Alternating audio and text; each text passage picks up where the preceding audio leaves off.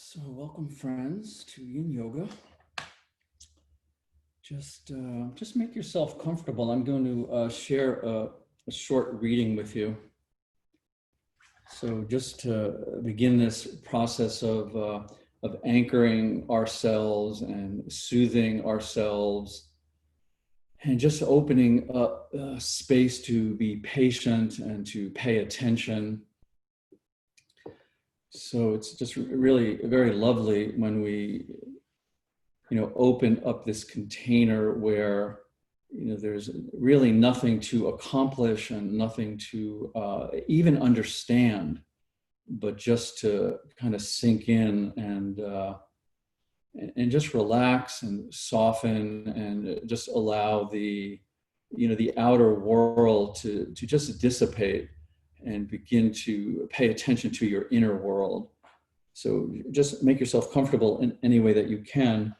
I'm going to open today's class by actually reading the introduction from this Gita called the Prachabinja Hiradyam, the essence of recognition. It's a little known collection of sutras, but very, very powerful. And this is a very new translation. It's in the recommended reading. But I'm going to read during class 2 sutras. But every time I read this, I go to the introduction because it really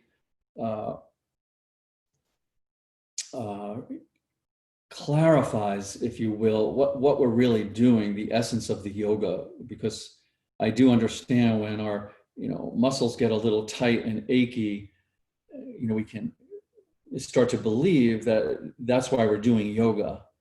But the freeing up and the opening of the system is really so we can contemplate what this is all about. Yes, what we're all about. So this is why I give the suggestion, let's begin by anchoring and soothing ourselves. So this is from the introduction of the Prachabinja Hiradyam, the essence of recognition.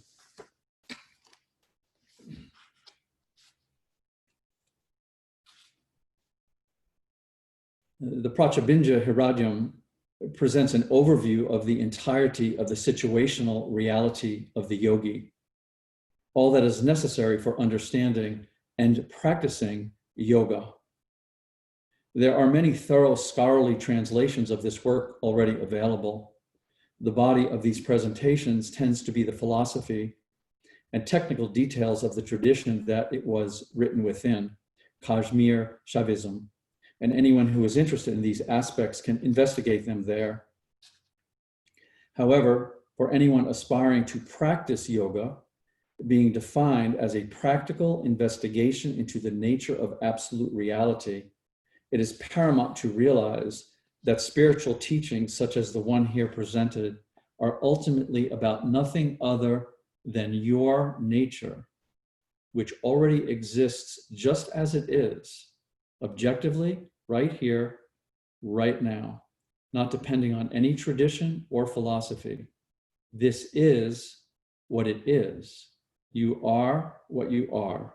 And although various traditions may attempt to describe this, they are meaningful solely due to what you are, not the other way around.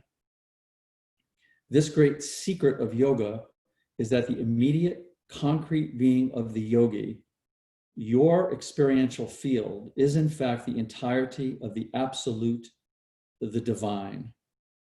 Let me repeat that so it's no longer a secret.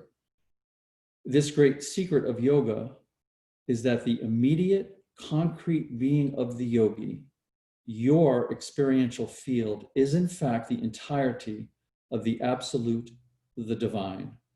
The practice of yoga is possible because this is so. Through investigating the accessible nature of one's experience, the absolute condition can be recognized. This is the central tenet of the Prachabinja Hiradyam. After having spent 46 years with the Prachabinja Hiradyam, I here offer a version of it which is clearly accessible to modern yogis without them needing to be Sanskrit scholars or spend years poring over the occult traditions of yoga, religion, and metaphysics of 1,000 years ago. Yoga, the process of sensitive Intelligent engagement with one's experience to investigate and discover its true nature does not depend upon particular concepts or language. It occurs right here and right now, and does not demand the poetry and romance of tradition or intricacy of description in order to be made available. This presentation of the Prachabinja Hiradyam is couched in plain, direct language, making clear that the actual immediate nature of the yogi's present being and experience is in fact nothing other than the comprehensive presence of the absolute totality of reality, and that the present being of the yogi and the divine totality are one in the same, here and now, as the yogi will discover self-verifyingly through their engagement with the yoga of radiant presence.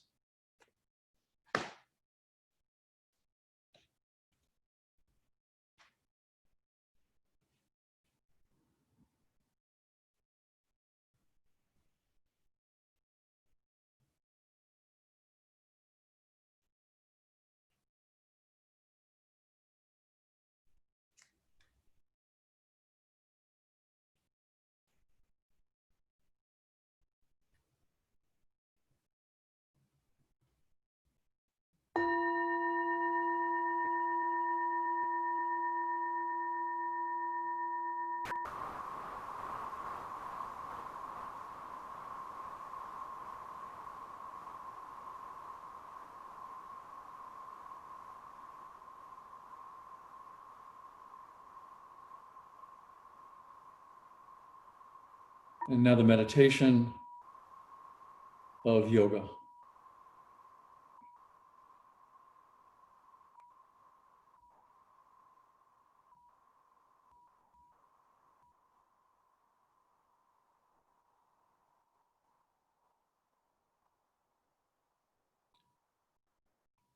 And so before we move, let's come back to this anchoring oneself and soothing oneself.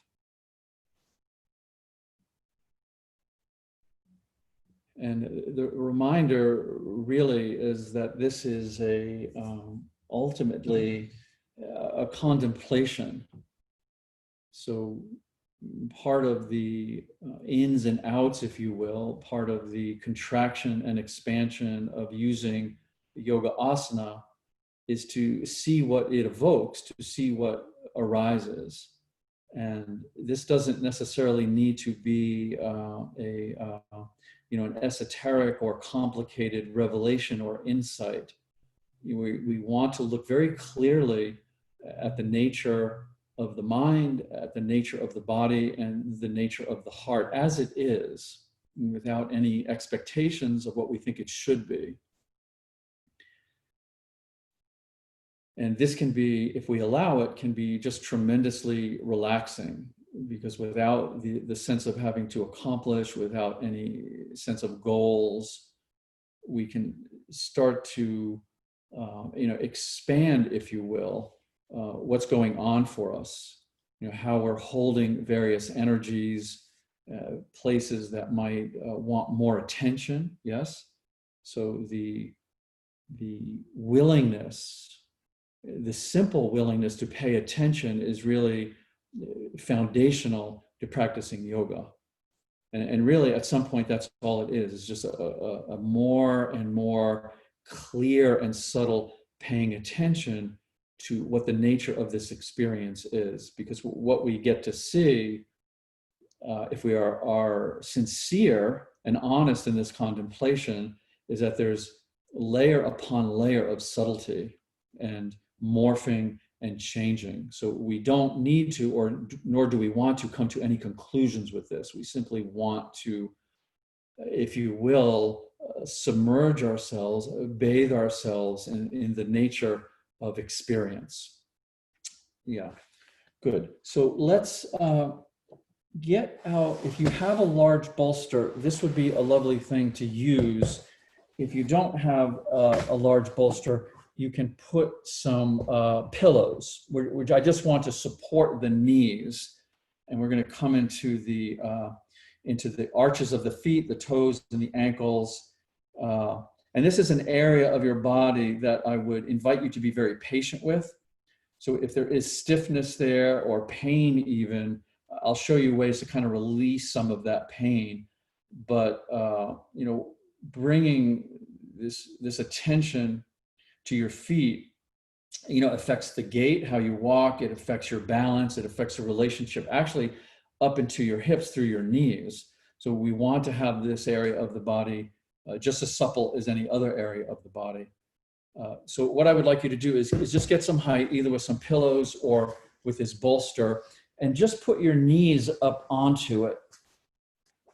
So placing the knees onto it, and then don't curl the toes up, just arch the feet, and then you can start to bring the weight of your hips onto the heels here, yeah? And then the release valve for this, the safety valve for this, is if it becomes too much or not safe. And for the knees as well, for some of this knee stretch, even though it's amazingly beneficial, it can be too much, especially at this point. You simply just lean forward. So now I'm taking pressure off of the knees and the ankles and the arches. You can even just see my ankles releasing a bit, yeah? So what I would suggest here, let's begin. And I will time this very carefully so you don't think I'm just wandering off and losing track of time. It sometimes helps if we know that it will end. I know some of our longer poses, we don't have that benefit. So just very slowly start to sink in. Feeling all 10 of your toes if you can, feeling the quality of the arch of the foot, certainly into the ankles.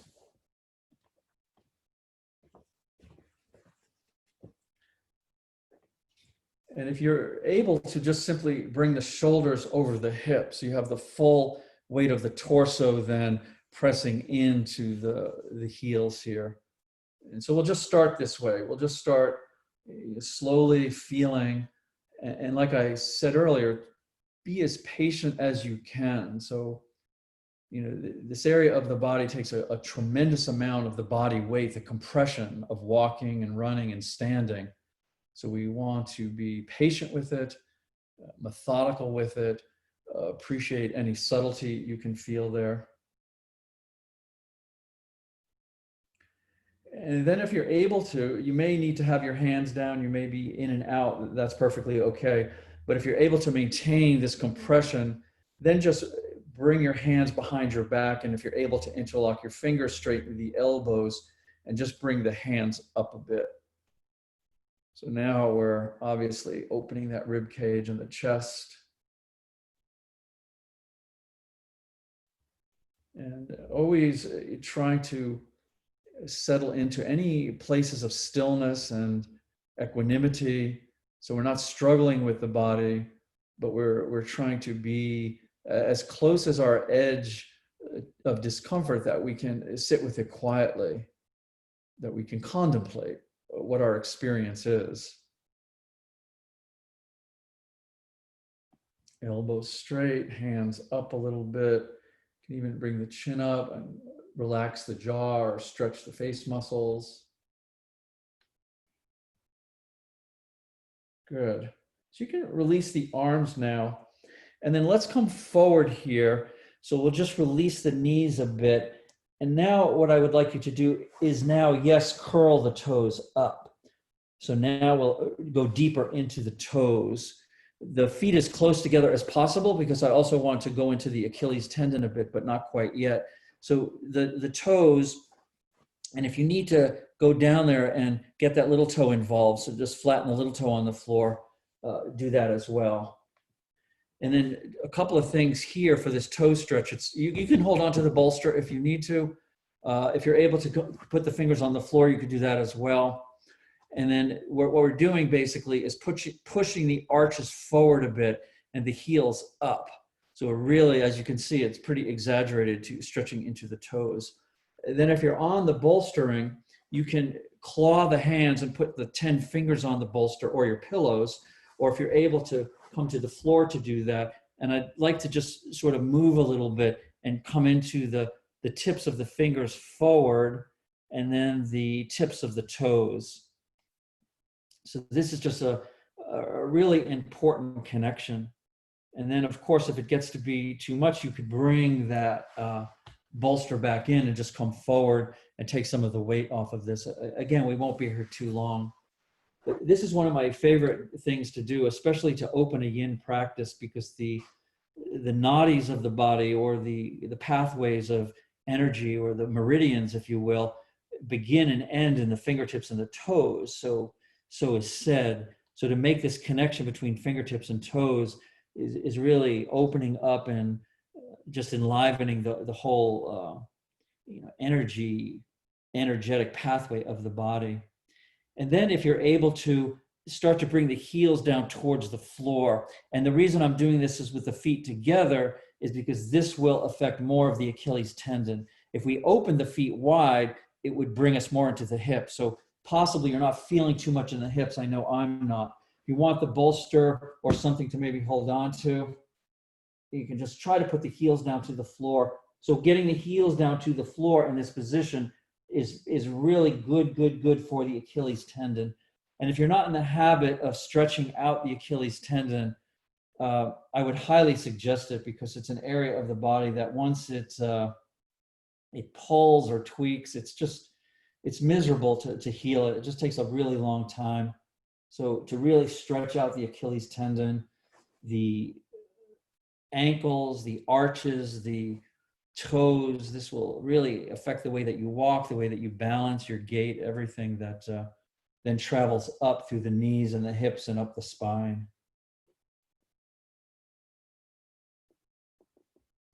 Good. Good. So we can sit down now and just open up those legs.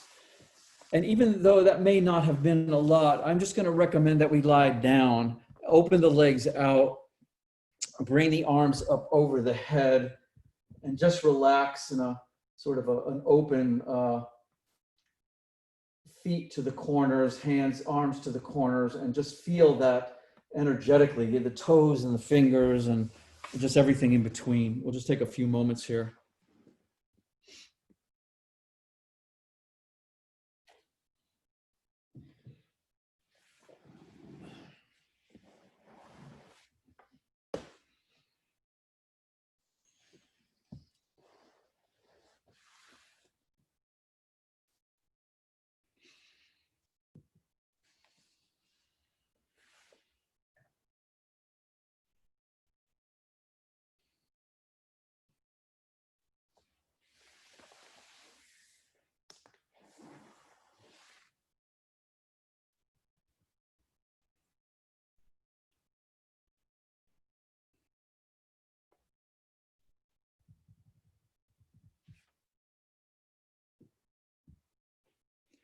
Okay, so let's come on up. And if you have the big bolster, we're going to continue using the big bolster. If you don't have the big bolster, we will use some pillows. Okay, dog, we're going to have to move you out of there. Sorry about that. You can use this big pillow if you want. Oh. So what I would do with the larger pillows and maybe some blankets is just sort of approximate the height and the length of the bolster. Yeah, so we want to do a backward bend that we can support the whole upper body and the head over. You may also want to have a little towel to roll up, and that's just to place under the neck. So I'll just show this with the pillows here. So what we want to do, the most important thing is to hold the bolstering or your pillows into the lower back. So when you start to come into your backward bend, there's not a gap there. So that gap will create a tension that we don't want. We want to be fully supported in this sacral lumbar area because we want to be here for a while. If you would like, you can put another blanket or just a little softness under your heels, which is nice to allow the legs to relax as well. So whether you have some blanket pillows here or the big bolster, keep the feet on the floor initially. So I'm not straightening the legs out yet because that'll add a little more stress. I have the buttocks on the floor and I'm relaxing back. And if you do have pillows and blankets here, just gauge how much stress is enough. So I'm just using this as a general guideline. If this seems too much, you can fold something up, a little towel or something, and sit on it. So this is sort of the basic large bolster, backward bend with the upper body supported, but I don't know how your back is, so you may want to feel safer and sit on something. If you don't need to, make sure the buttocks is really firmly on the floor. Then you can relax the legs out. Make sure you're feeling really supported in that lower area. And then I would take that smaller, softer blanket or a towel and just roll it a bit. So this is really optional. If your head feels just perfectly relaxed, just leave it that way. But sometimes a little roll under the neck so the back of the head is still touching the bolstering, but you feel this just gentle support more than anything, not so much compression. Maybe a little tiny bit of compression, but not much. Again, I have something under my heels, so my feet, my legs can relax, supported, yet a little bit of compression in the lumbar, and then just the arms out to the side. If you think you're gonna cool down at all, it's really good to put a blanket over you, especially in this weather, just so you can really relax.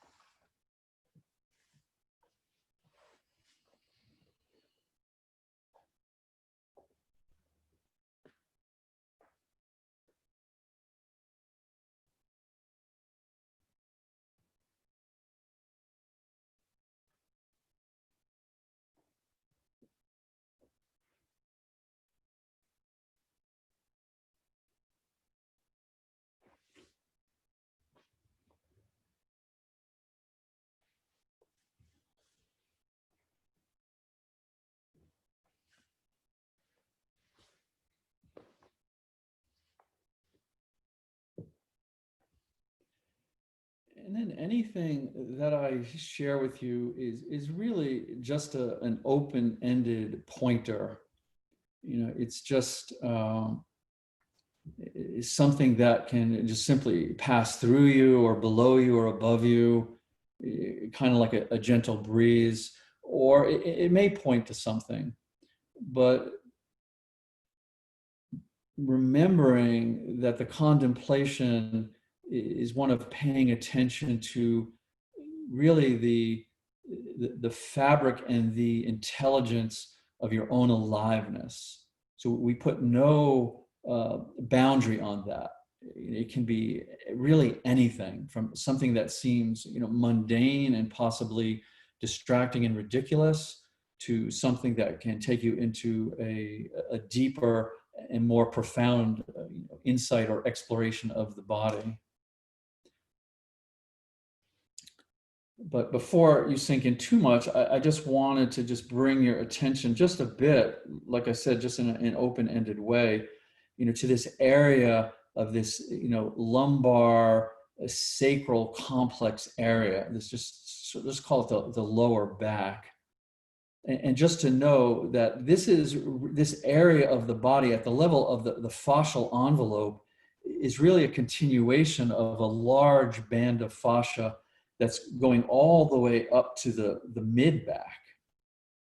This is called the thoracolumbar fascia. And the thing to know about this that's very interesting, not only at the primary level of connection is this very large band of fascia from the sacral complex, the lumbar area, right up into the thoracic spine, but there's also very typically it's representing specific lines of stress from the lower back, the lower areas into the mid and even threading up into the upper spine a bit. So we want to bring ourselves to a contemplation of just the entire spine. So if you're feeling specific points, if you're feeling density in any areas, let it expand a bit. Let your spine relax. Let your awareness, open up space. So you're feeling this connection between the lower and the mid area of your spinal area, your body at this level, the back line.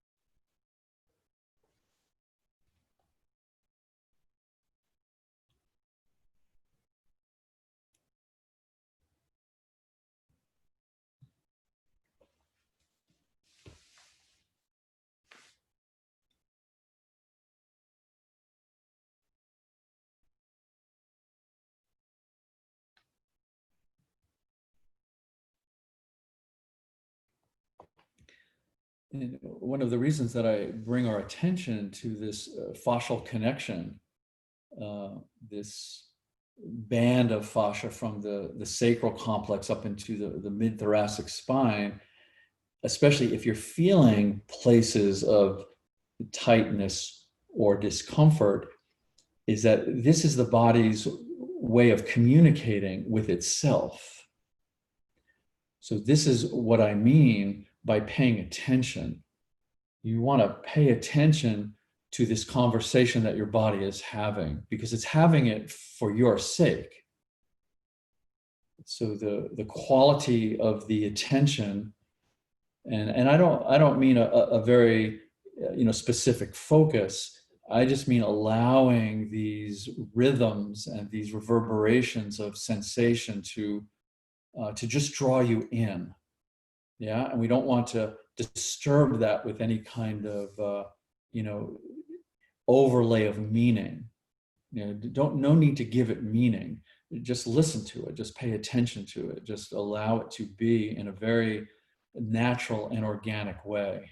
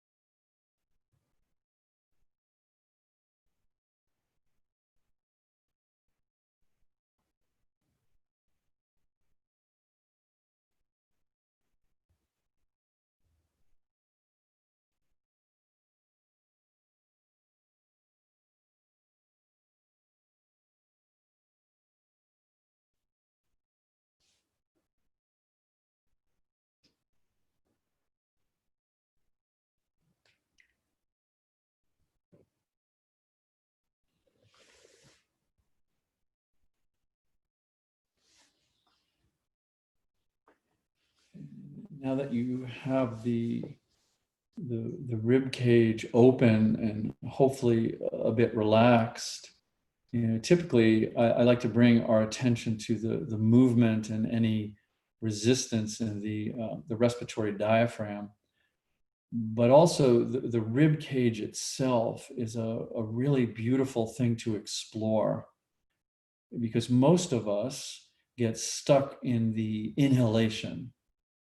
And what that tends to do is it tends to tighten the rib cage and it falls down a bit. And we just have this sort of stuckness and this habit in our inhale. So just the container of yin in general, and the slowing down and the gentleness and the way we just lean in without needing to be abrupt, allows us to explore the relaxation and the length of our exhalation. And just then, how does your rib cage feel? So this can be a very sensitive exploration to start to exhale and really feel it, and really feel any resistance or tightness in the rib cage itself. So we don't want it habitually contracting downward, so the exhalation gets inhibited. The more we can empty the lungs, we start to then develop a balance, if you will, between the length of the exhale and the depth of the inhale. And this helps to establish more of what we call a vital capacity of the lungs. So we want to empty them. We want to empty them. We want to release whatever the lungs are holding by exhaling. And then we want that inhalation to be more relaxed and just more natural, if you will.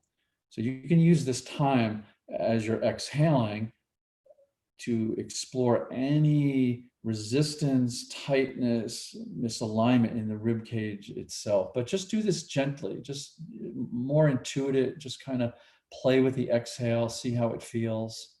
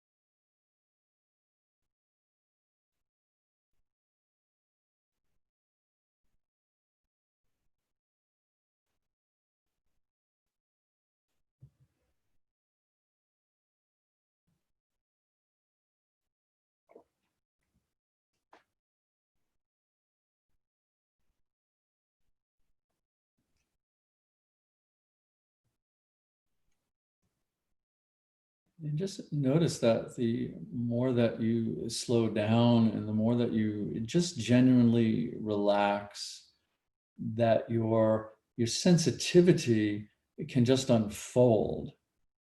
Sensitivity is nothing that we have to do. We are, by our very nature, incredibly sensitive beings.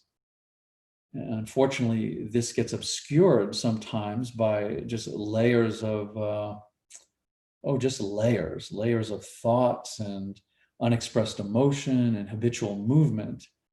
But at our essence, we are very, very sensitive. So this is a practice to let that sensitivity, breath by breath, just unfold. And this is part of this weaves into this paying attention that I was talking about. I'm not suggesting you pay attention to something in particular. I'm suggesting that you allow this paying attention to blend into your sensitivity. And then you will just be naturally drawn to an aspect of yourself that wants this attention. And this does not need to be linear or intellectual. This is an awakening of a very natural, intuitive awareness.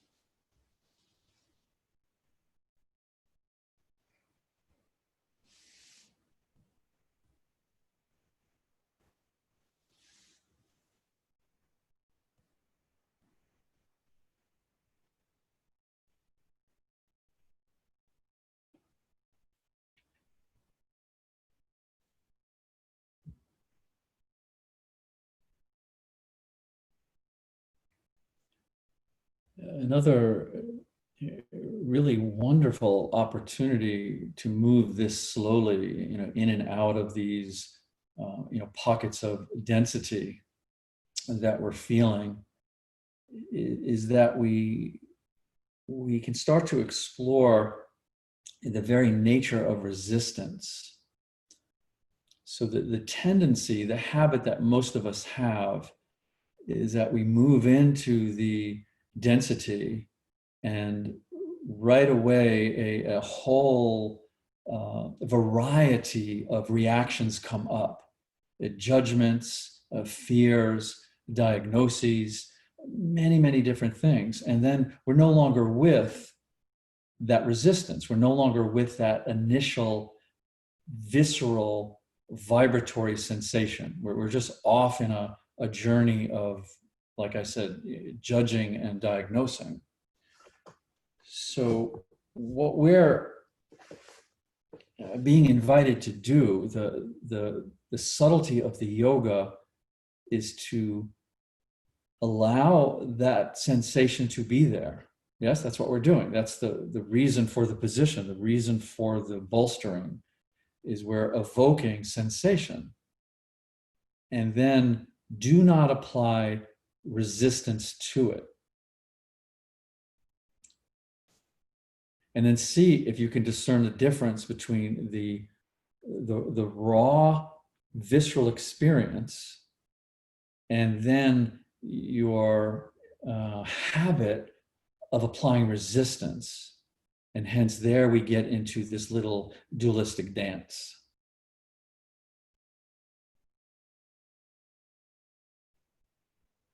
And what's really beautiful, so this is the study, so we get to go into the micro feelings of the body and study this, but we can apply this with anything that we call a problem. So a problem is nothing more than taking what's happening. Yes, things are always happening. So things are happening, and then we can apply resistance to what's happening. That's a problem. Or we could label that as a problem, or that's what we label as a problem. Or we can take what's happening and just step back for a moment, relax back for a moment, and learn from it. So this is where the exploration really begins at the level of the Hatha Yoga. Something is happening, a physical or an emotional or a mental sensation is appearing. Can I allow it to appear and step back and learn from it? Or am I immediately going to apply resistance to it and then turn it unwittingly into a problem? It's our choice, but this is what we're studying.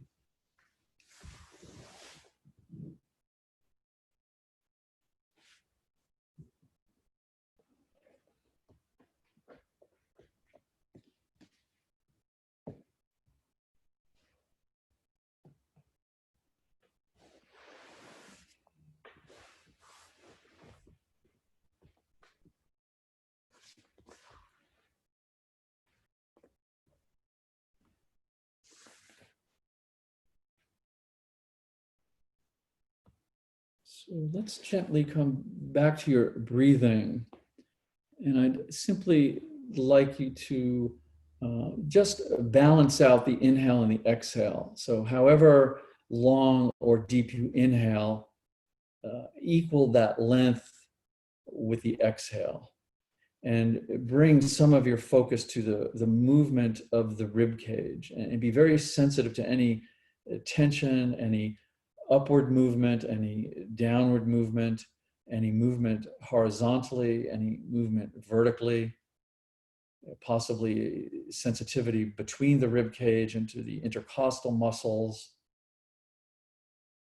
And just feel sort of a natural equilibrium between your inhale and your exhale. And especially don't force it, but just feel it. Just feel like, oh yeah, here's the end of my inhale.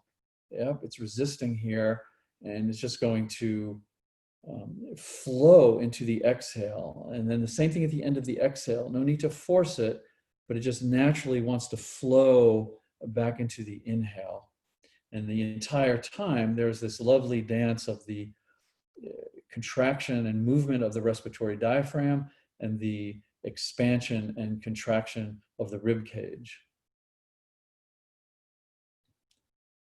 Allowing your sensitivity to unfold and allowing yourself to pay attention to any not so subtle or any subtle sensations that arise from this.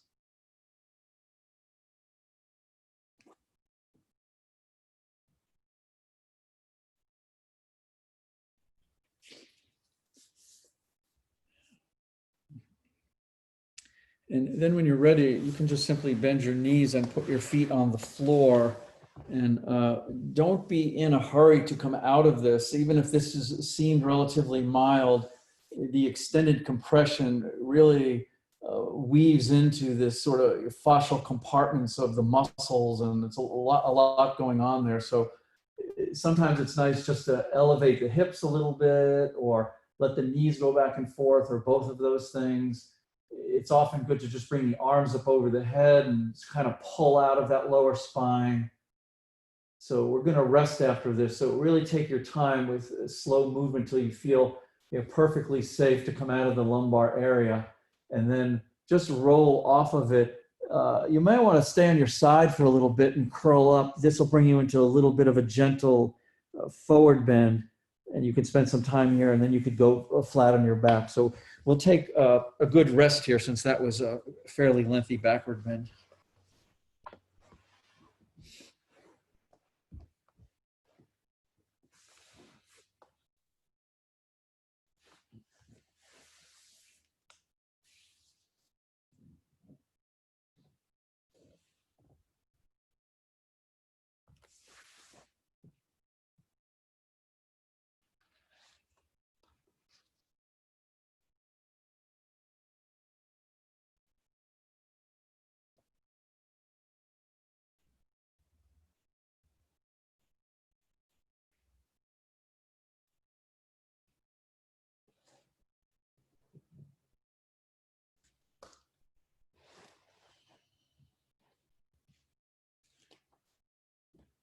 So I'm just going to share while we're resting a sutra from this text that I read the introduction from. And, you know, what I like about the simplicity of these sutras is that they're not really teachings. Yeah, the translation of this, the Pratyabinja Rajam, is the essence of recognition. So to me, it's just breathtakingly beautiful because the underlying wisdom is that we don't need spiritual teachings. We don't need teachers. We don't need more knowledge because we already are who we are. So it's not about finding it. It's not about cultivating it. It's a simple recognition. So I'm just going to read this very short sutra here. As you engage in yogic exploration, you can recognize the fact that your mind consciousness, which you have been identifying with as being your limited self, is in fact the unlimited absolute consciousness. And all functioning that has seemed to occur is in fact the spontaneous play of its nature.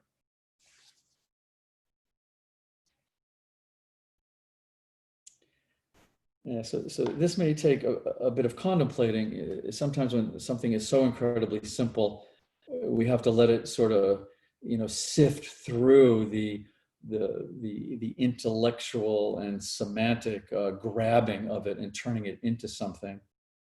But what's so beautiful about this is it's saying that at the nature of our beingness, who we are, this unlimited consciousness, that its nature is, and its functioning is just this spontaneous play.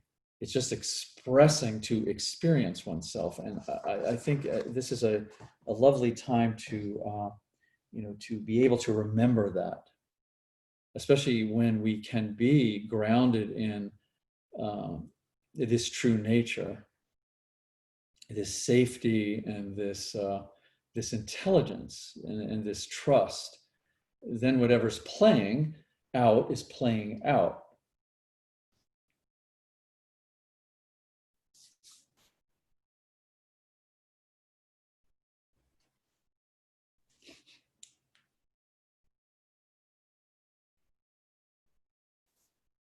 So if you're still, you know, curled up, it would be good now to lie on your back for a bit, just to let the joints open and just the chi sort of disperse through the body.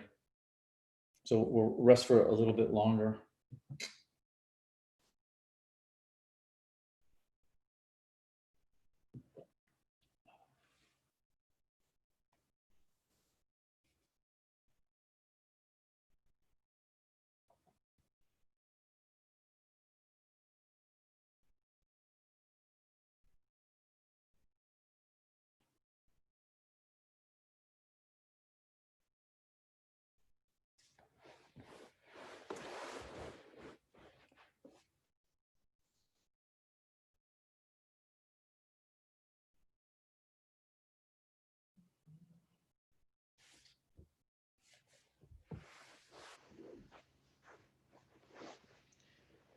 So let's come on up, please.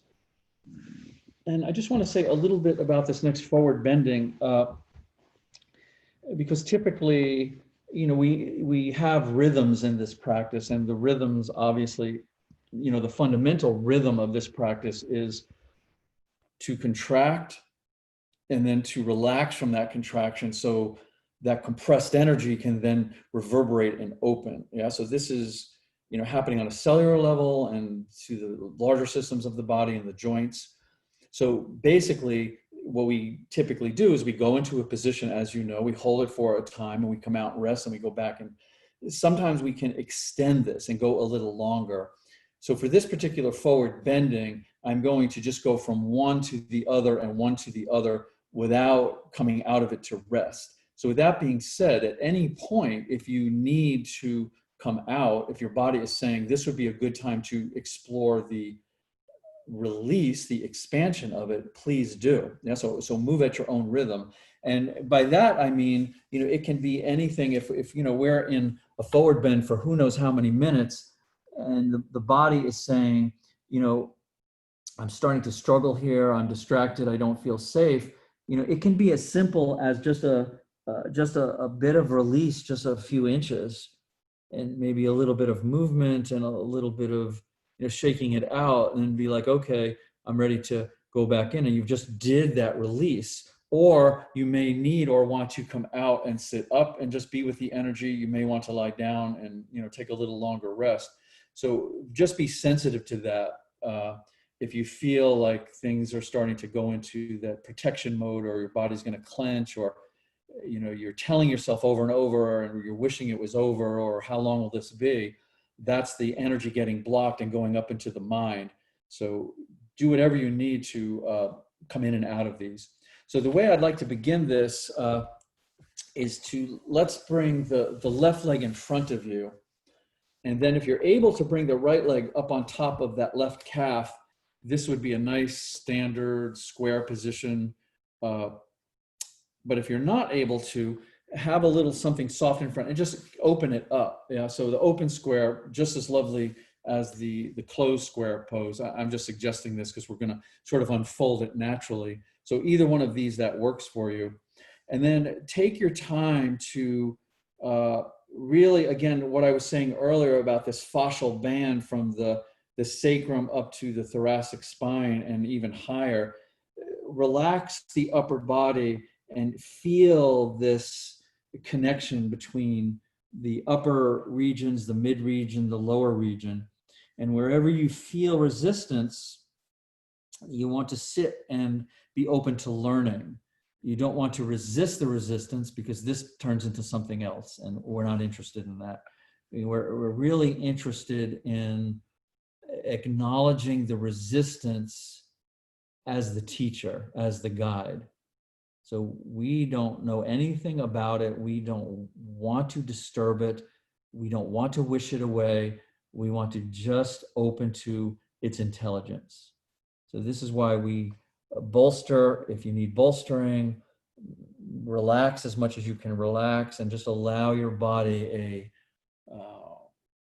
again, to be anchored and soothed.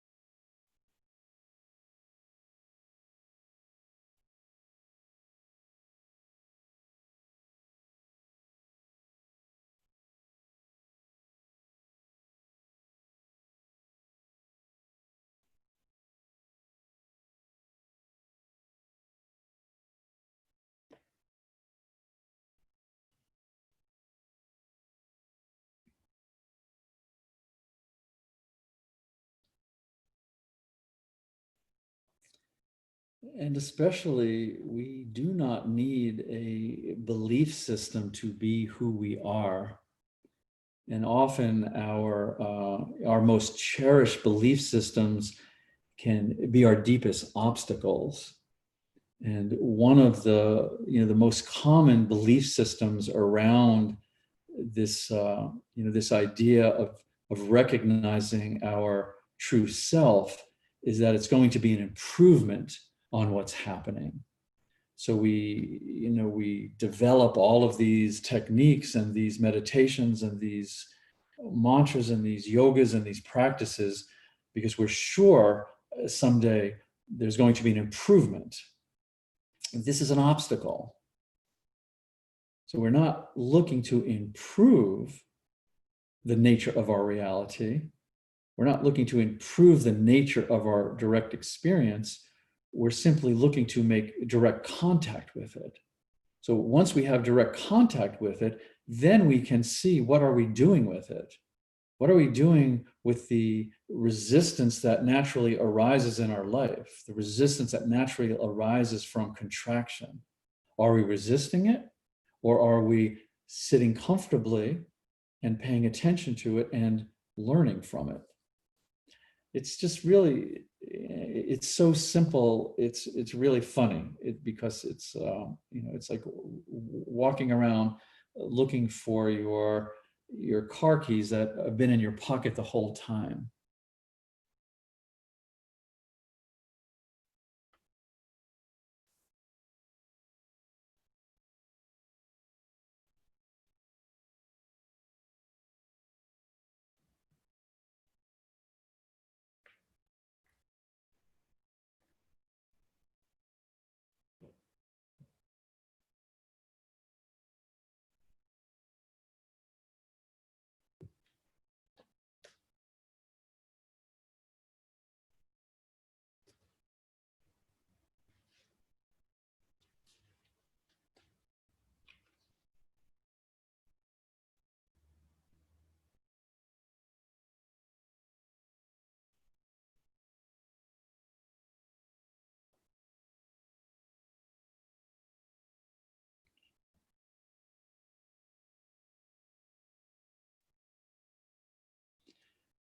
And this is like, Peter was saying in that introduction that I read, sort of, I'm paraphrasing this, not needing to have improvement, where he says, yoga, the process of sensitive, intelligent engagement with one's experience to investigate and discover its true nature. So we can't investigate or discover the nature of experience unless we sink into it, unless we slow down enough to just simply allow our natural presence to permeate this experience. Then we get to see, oh, what is it? Not what I believe it is, not what I've been superimposing on it, not what I wish it was, but what is it? What is this direct, visceral, raw experience of supposed physical sensation, emotional sensation, mental sensation? This is the inquiry. This is the yoga.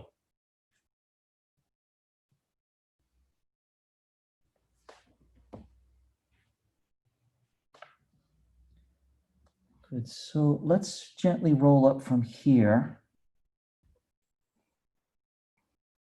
And we're just going to continue forward bending. So let's just take both legs and let them relax out for a moment here. And then we'll keep since we had the right leg on top, we'll keep that extended, and we'll bring that left leg back in, just somewhere along the inside of that right leg. It doesn't really matter. It's just where your hip and knee are most comfortable. And the same thing with coming forward. It doesn't really matter. We're not trying to bring the forehead to the shin. We're trying to allow the weight to guide us into just an appropriate place where we want to investigate where that resistance really starts to tug. So really be mindful of where you place the upper body. And again, whatever support you need, that's just really an intuitive sort of modulating, if you will, how much upper body weight you're going to allow into these areas of tension. And never to force it, never to struggle with it, but to just feel like you're just leaning or entering into this this bit of resistance. Because we go too far, there's going to be a natural a natural resistance to it. And what I'm suggesting is, don't resist that resistance, open to it.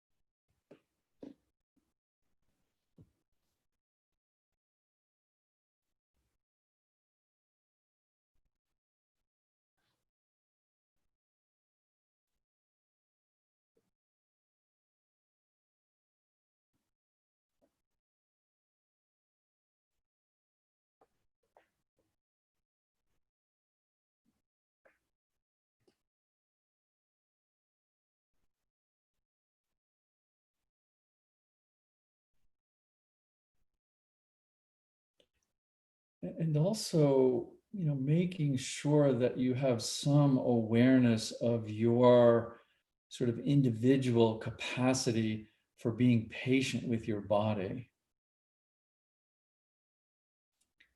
This is why, this approach to yoga really discourages the analysis or the diagnosis, because that's just our need to not be patient and superimpose a sense of meaning on the body.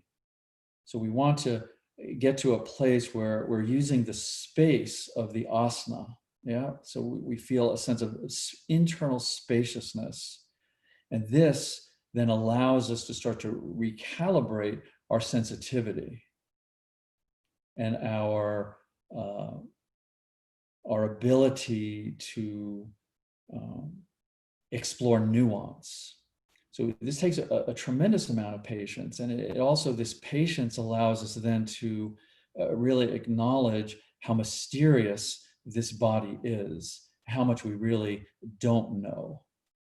So we kind of layer the need to know, the need to fix, the need to apply belief and meaning to this lovely internal wide open spaciousness of not knowing, and being patient with that, and then allowing our self and system and intelligence to recalibrate our sensitivity.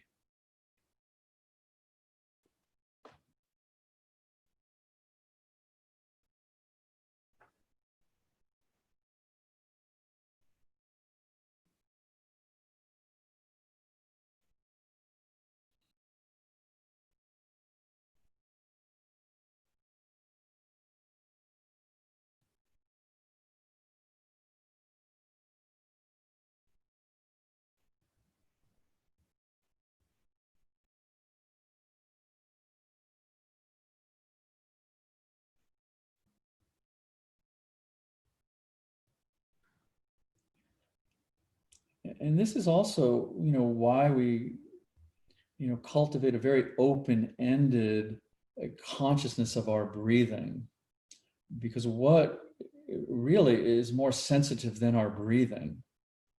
And this is what I was suggesting earlier. If we're stuck in an inhale, that blocks the exploration of how incredibly sensitive your breath is. And not for me or anyone to bring your attention to what you're being sensitive to. It's really beyond description. It's beyond language. It's even beyond conceptualizing. When we truly start to relax and calm our breathing, and the breath just blends into the mind, and the breath blends into the heart, and the body blends into the breath, there's no description. So we use the breath as a physical connection to our sensitivity, but also to a metaphorical one. This is a place when we breathe with great calmness and depth, we can creatively visualize the body as fluid and relaxed and healthy and youthful.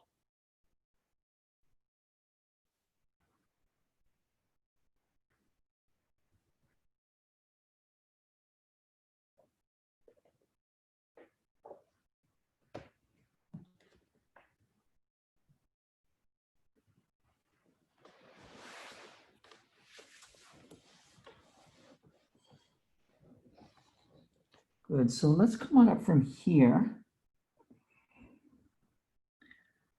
And let's just extend that left leg out to really any width, a little wider than the hips, but not too wide. So just find a nice relaxed.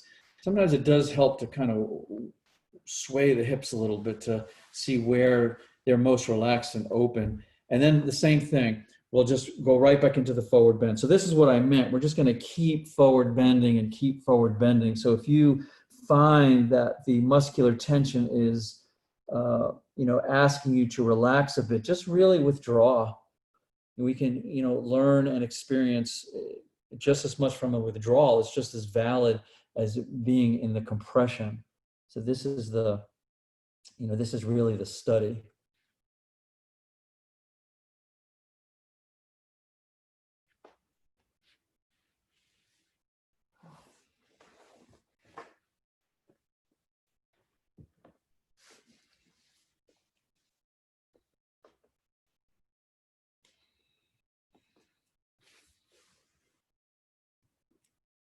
So when just so you know, when I say to creatively visualize yourself being fluid, relaxed, healthy, and youthful, I put fluid and youthful at opposite ends there because I believe that those are really the same thing. I'm not talking about youthful in any sort of external indicator. I'm speaking of a feeling. We're fundamentally fluid beings. And when the body contracts, when the fascia misaligns and tightens, it's just simply blocking the pathways of fluidity in our body. We're literally dehydrating, yes? So when we compress and release, we're opening pathways. Yes, we're opening neural pathways, we're opening pathways of loving kindness, but we're also opening pathways of fluidity. And when we feel that, when we feel a sense of fluidity, to me, this is synonymous with feeling youthful. So we don't have to mark our time here in minutes or hours or years, but in how do we feel at this primal level of fluidity.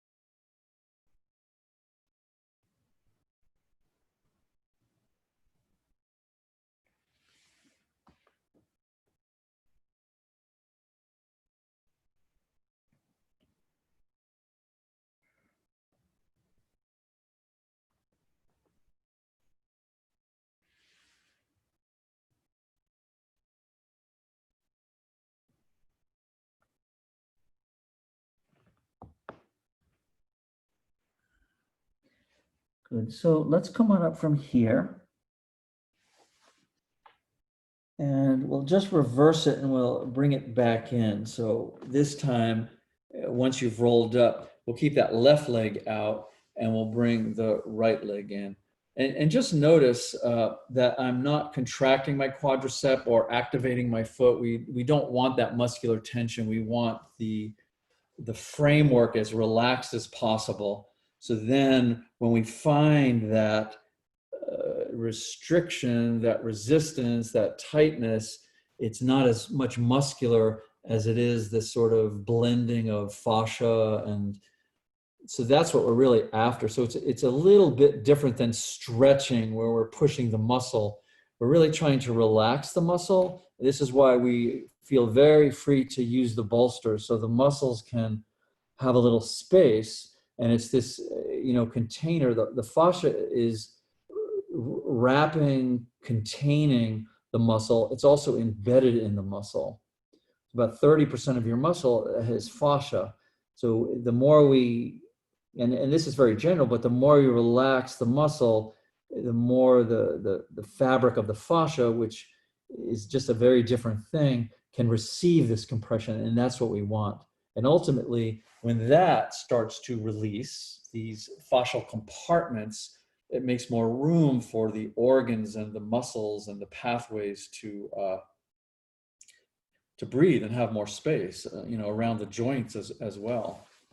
So try to explore that relationship, that dance between too much muscular tension and just enough compression into these other areas. It's certainly not black and white, but this is why I maintain the invitation to withdraw, because sometimes we just need to check in and be like, wow, that was, a little bit too deep into the muscle and it was starting to fatigue or, um, feel unsafe. So we release it, maybe make a little adjustment, and then go back in.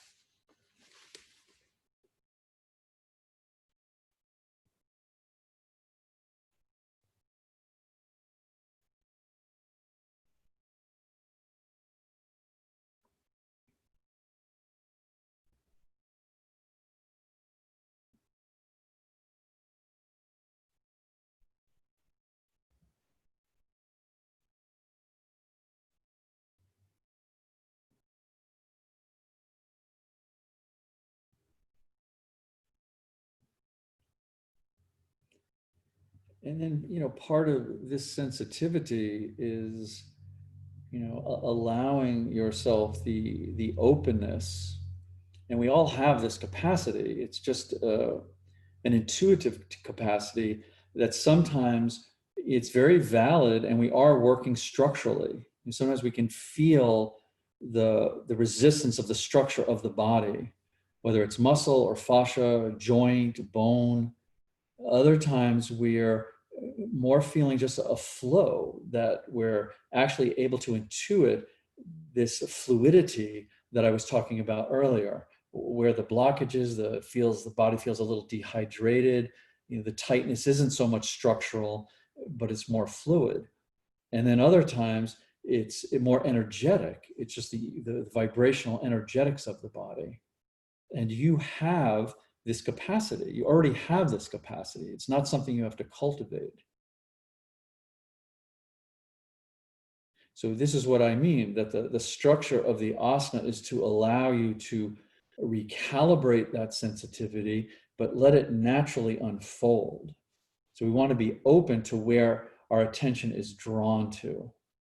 And this is where we listen. This is where we pay attention.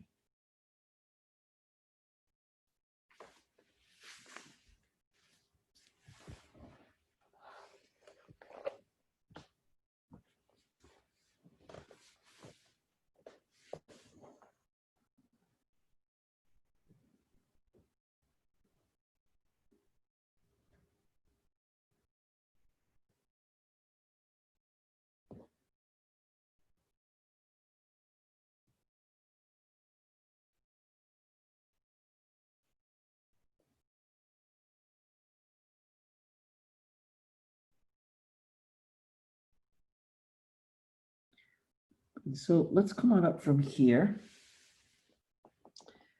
And if you're able to keep that right leg in, you can just keep it in and we'll make the final adjustment. If you want to stretch it out, I completely understand. But the right leg's going to be in. And then again, we're going to go right back to where we started from, just the other side. You bring that left leg either in front on something nice and soft, or you bring it onto the right calf. So we're at the other side of where we began, and then we'll come right back into the forward bend. This we will probably remember and call the never-ending forward bend. So just relax and soften into it.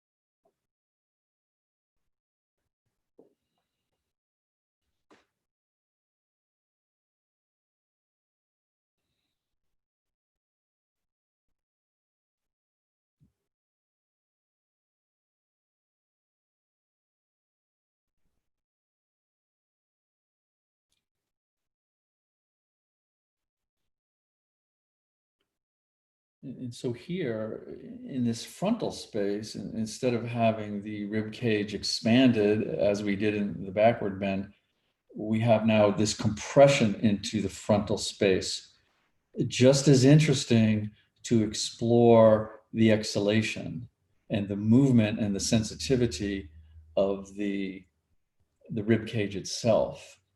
And I think sometimes it's easier for that inhale to get stuck in a forward bend, yeah, because of this lower compression. But ease into it, allow the breath to soften whatever it can. Often I like to think of the contraction in the body, the density in the body, is certainly not as static and it's not solid. It's really energetic. It's vibration at some level, but certainly we have physical structure that we're dealing with, yes. So to use the breath, to imagine the breath, that it's just releasing and softening residue of tension. So it's a gentle process. It's almost as if the density was just like a knot, and the breath is a warmth that can open this knot, can start to untangle this knot back to sort of open strands, if you will, of the body.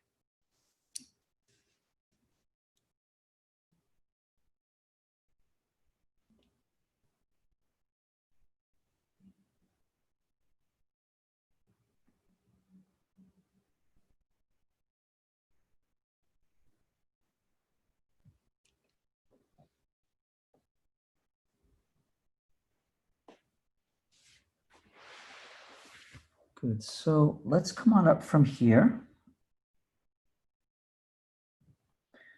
And if you're still with this yay, this forward bend has finally come to completion, let's open the legs out and lie down and let's take a rest. So just make yourself comfortable. Try to stay with this internal reverberation. So these meridians that I mentioned, these pathways of experience, really experience them, really feel that all of that compression now is having a reverberation. It has to move along the body somewhere. There are these channels, there are these pathways. So we just want to feel that. We don't want to map that, but we want to feel that oh, there is an energetic feeling, sensation to my body, and just to feel it. This is your aliveness. We don't have to put a name to it. This is the mystery of you being alive.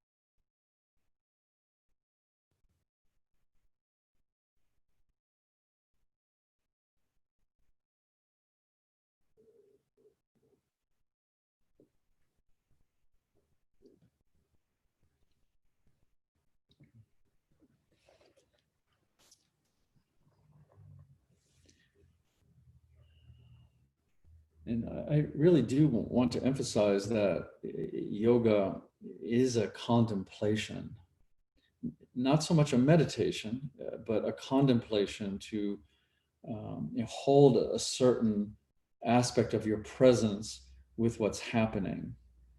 And the recognition really that the truth itself, the truth of awareness, the truth of consciousness is really the teacher. So this is why the exploration, the contemplation, that the judgments and the opinions and the beliefs, these are really more noise. These are not the truth. So to come into a sense of quietude, to come into a sense of equanimity, and see that it's just the opinions and the beliefs and all of the judgments are really just the choppiness, and the depth is your capacity to understand that you don't need a belief to be you, to recognize yourself. And we get to explore this. We don't take this on faith from anyone. We don't take this as secondhand.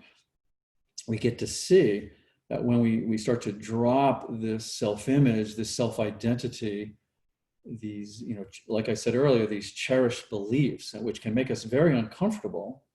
But when we start to loosen them up and we just sit with what is, we sit with the truth of who we are, below the structure, below the fluidity, below even the vibration, but just ourselves as light, as pure, unconditional, loving light, and just can sit with that. This is our contemplation. Okay, so let's come on up, please, if you will. And what we're going to do, I got to move the cat, is we're going to go back into that same backward bend, back into the back, but with a few changes and maybe an option. So if you were using the big bolster, what I'm going to suggest is take a blanket, a folded blanket, and drape it over the end that was in your lower back.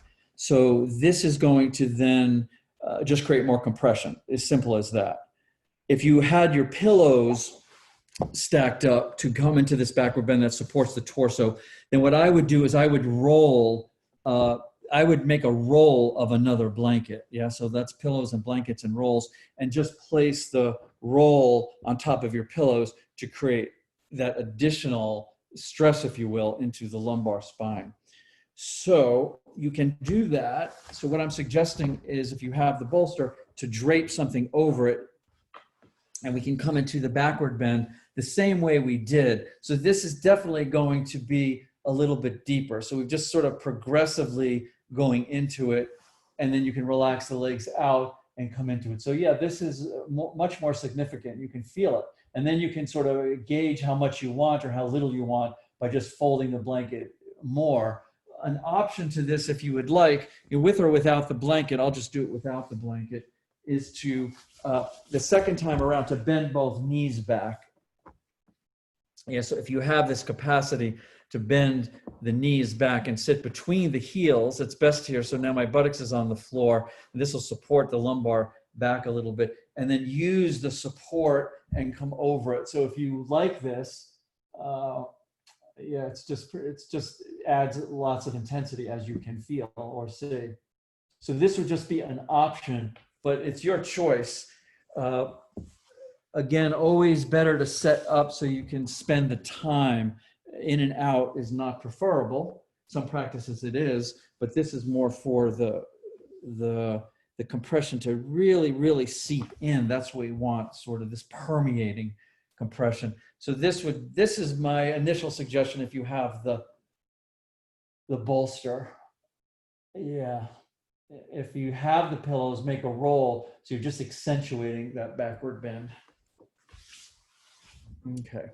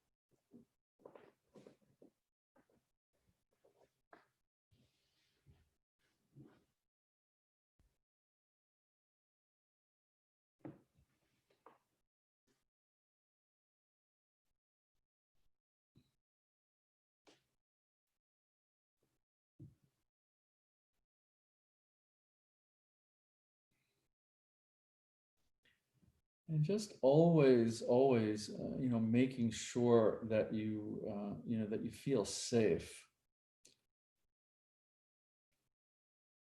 especially when we're, exploring pain, which for most of us we are at some level, anywhere from mild discomfort to those areas that are, a little bit more edgy. And, often there's injury, fresh injury, old injury, injury that has been sort of maybe suppressed and is wanting to come up to the surface. So anytime we want to really listen and pay attention and work with pain, we must feel safe. And so is individual, not only pose to pose, but sometimes within the pose. So the moment that energy of I'm not sure, I may not be safe, I'm uncertain, it's always best to withdraw a bit. It's always best to adjust. It's always best to come out and rest and recalibrate and regroup and then go back in. And that's why this practice fundamentally is self-guiding, because the pain is really the teacher.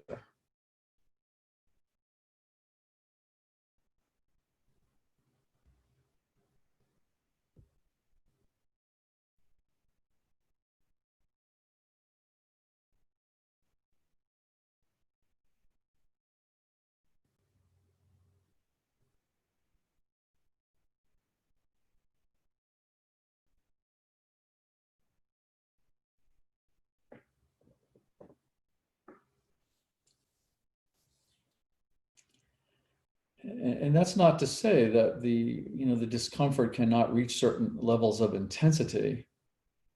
The complexity of our systems are such that most of us, for the most part, have layers of unresolved physical traumas, unresolved emotions, psychological patterns. And so these are all at some level woven into the fabric of the body. And very often, if we're able to stay with these discomforts, if we're able to stay with the pain, the safe pain, it will then often uh, blend into the physical, can blend into the emotional can blend into the psychological. And if we can allow, we're then able to explore ourselves in just a really beautiful, open way. It just becomes this, non-judgmental awareness of, what we're holding. And it starts to provide a very powerful, self-education, that it's not just physical, that the aches and the pains and the stiffness is never just physical, that we always have an opportunity to open doorways into our psyche, into our heart. This is why this is really a psychosomatic meditation.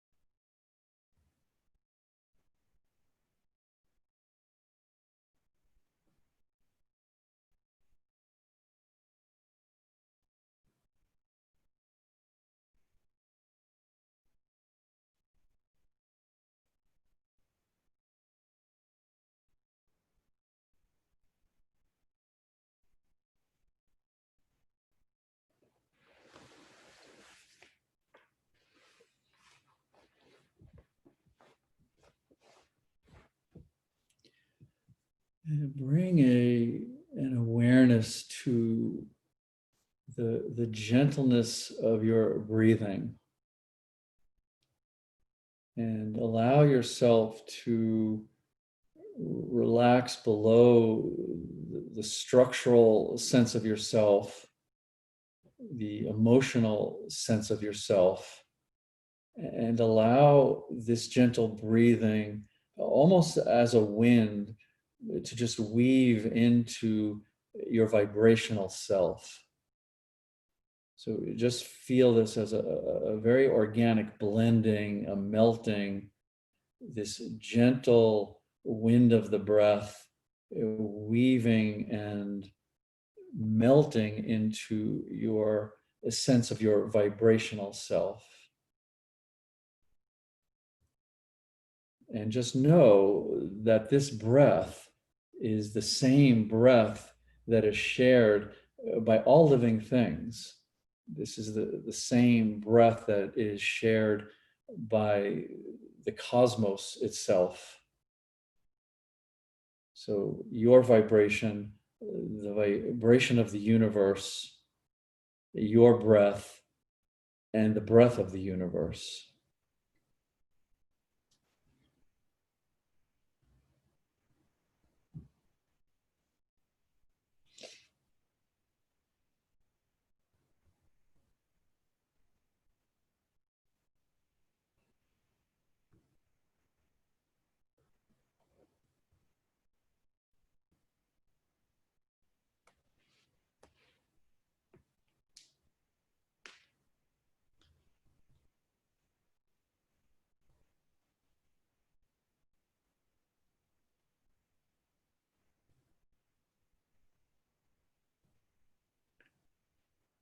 Good. So once again, if you do have your knees bent back, it's best to address that first for those of you that are able to do that. And the best way to do that, I find, is to just lean over to one side and release one knee first, and you're still supported. So there's no danger of tweaking anything. And then lean to the other side and release the second knee. And then you can put all together wherever you're at with this. Then if you have the knees released, you can put feet on the floor. And again, slow here. This was certainly compression wise deeper. So maybe hips up and down a little bit, knees back and forth, and then just find your way off of the bolster, lie flat on your back, and we'll stay here for a bit to rest.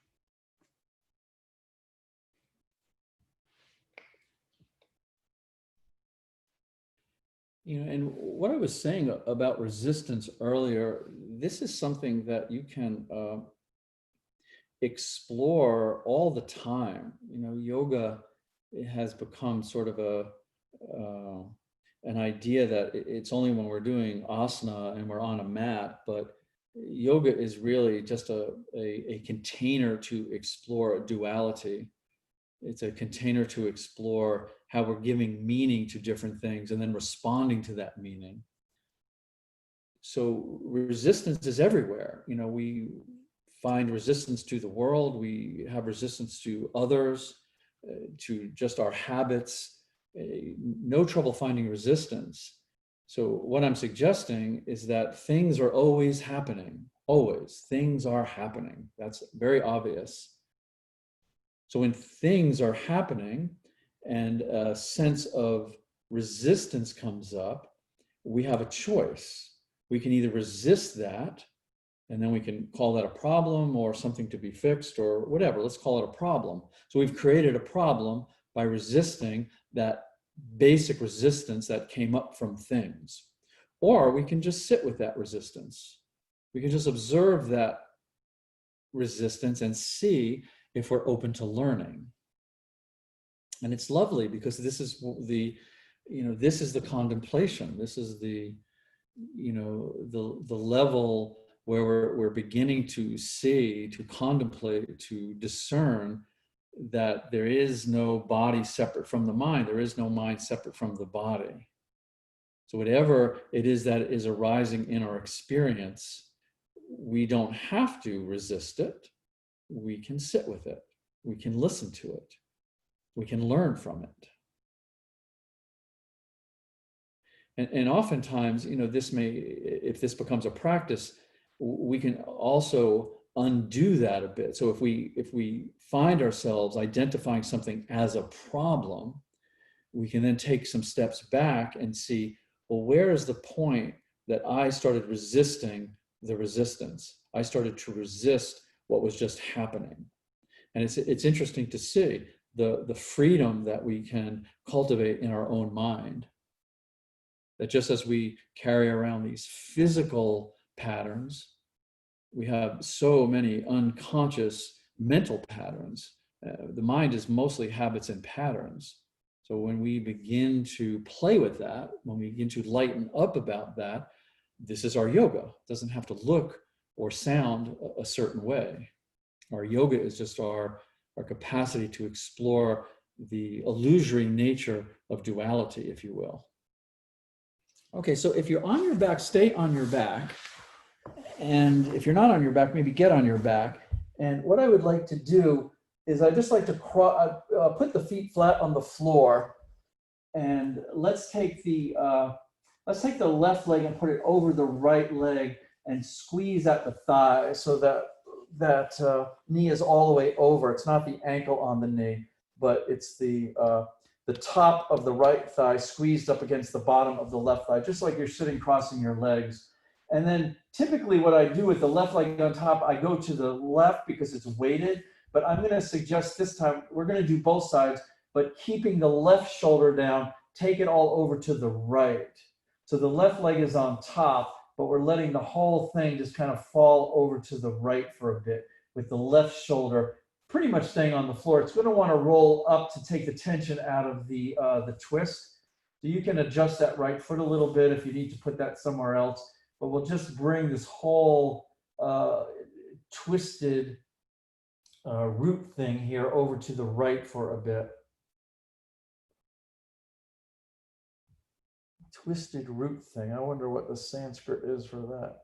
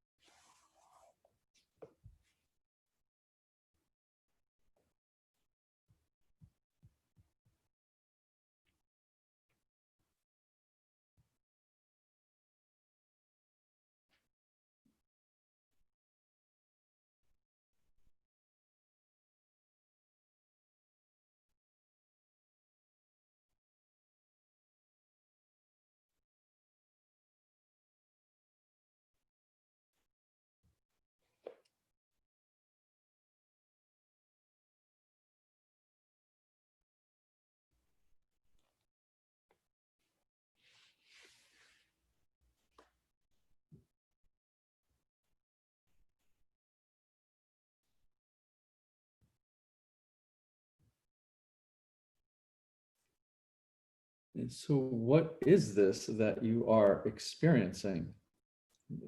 That's the inquiry. And then the moment you think you know what it is, the moment you feel like you can define it, let this inquiry become more subtle. Let this this closeness to this experience become more subtle. And begin to see that you cannot hold on to the experience with a definition or a label. That's just intellectualizing it. So very natural to do this, like, oh, here's my experience, I'm going to label it.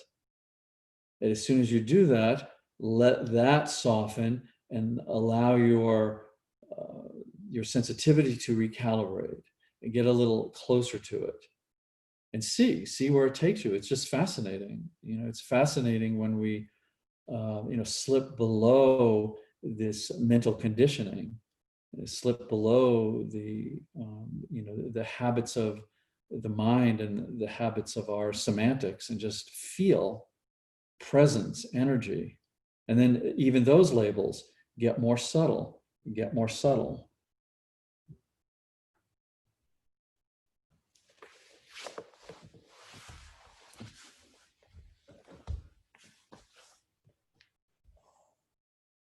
Good, so let's bring this tangle back up, and we'll keep the legs twisted this way. We'll get that right foot on the floor.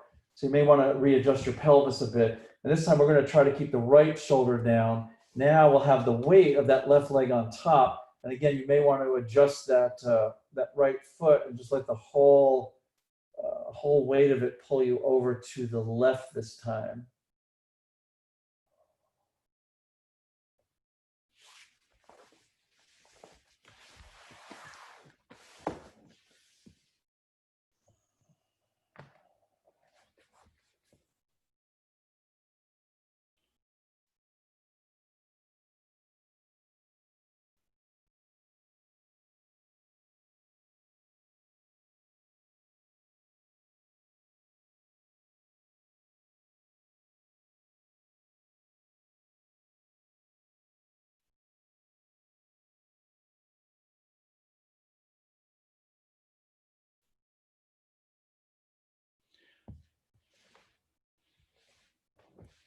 So I'll share this other a sutra with you, which interestingly, I just sort of opened it, and it kind of tails into what I was just talking about a little more eloquently.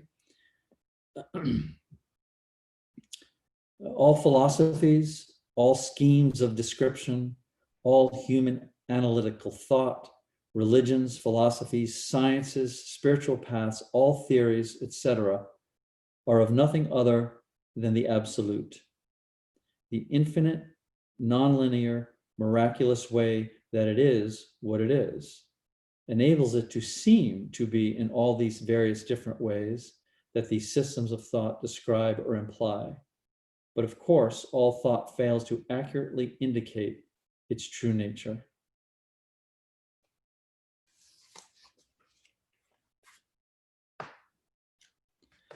And this, my friends, is the way that I would summarize that is, this is liberation.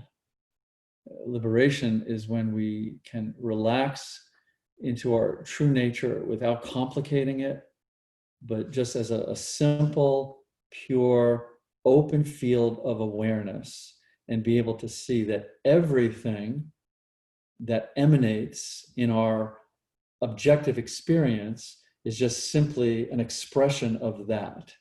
And it comes and it goes, and it comes and it goes. This is why the nature of change is so powerful. And if we get caught in the turbulence of the nature and change, well, we suffer.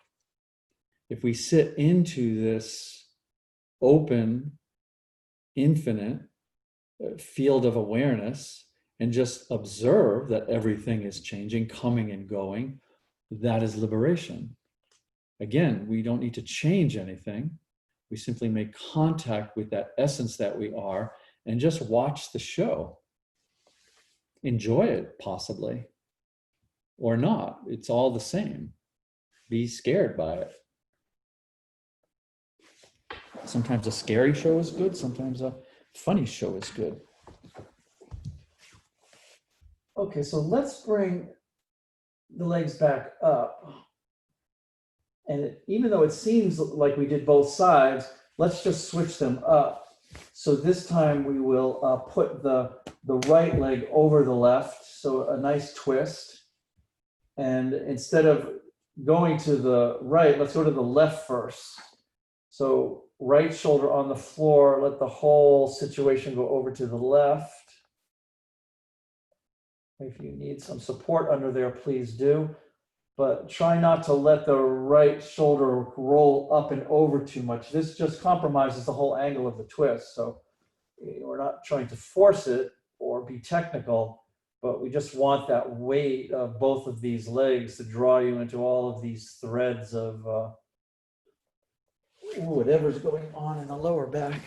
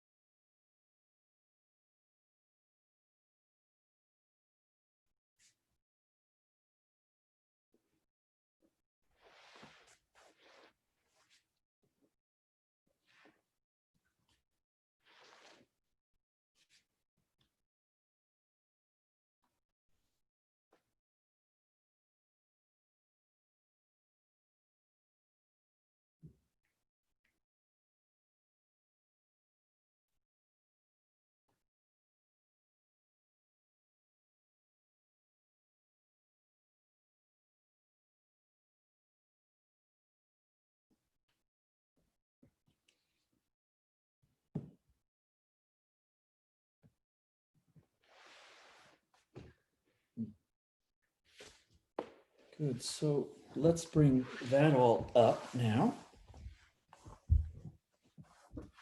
And again, we'll just let it go to the other side. So this time we have the weight on top, but let it go on over and try to keep that left arm relaxed down.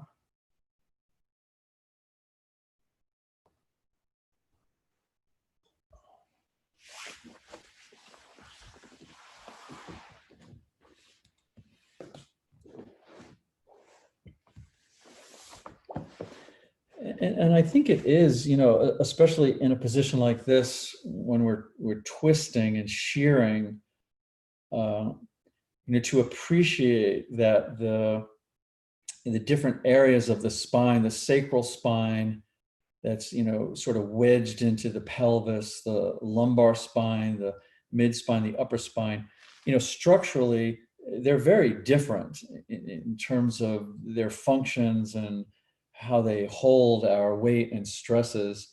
And so I think it's very, you know, valuable, and it's why we use these asanas to explore the structure of the spine, but also to know that, you know, the spine itself is, just downright mystical in terms of how it affects the health of all of the processes of the body and beyond. So we can feel it as a structural articulation that has its densities and movements, but also to know that there is a literal and an energetic relationship between your spine and just all the processes of your body.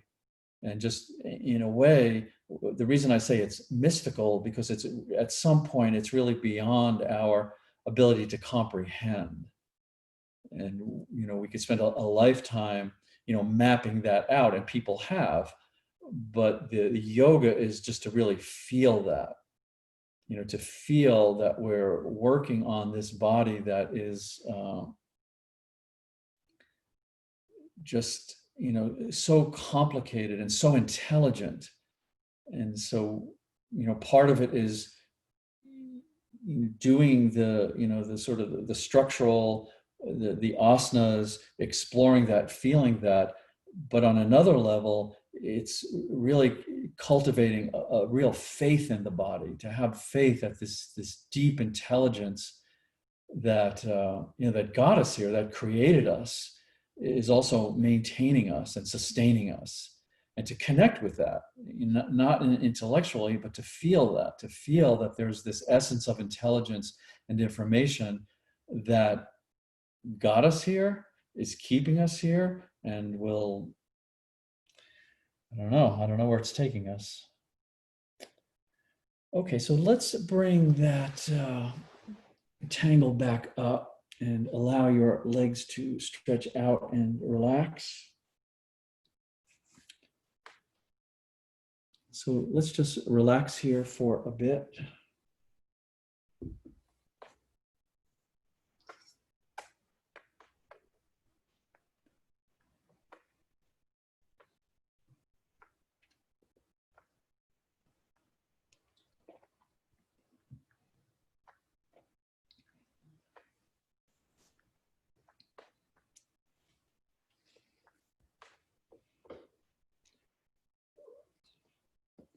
And I've just been leaving the end of class sort of open, depending on what you need. If you would like to, just sit and formally close with me, or continue your shavasana, or even, do a counter pose, something more vigorous. So that would be up to you. But at this time, we'll just take a few moments to come into our anchor and our soothing of ourself.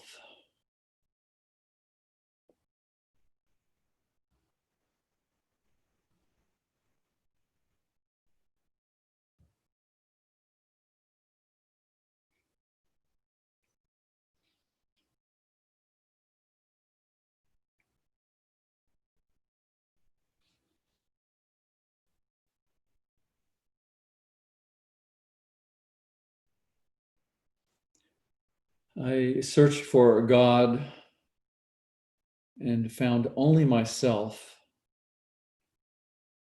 I searched for myself and found only God.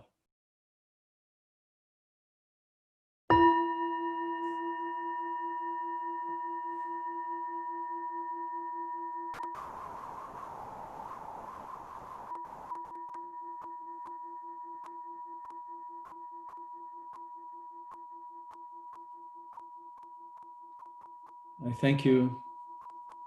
I love you. I bless you. Namaste.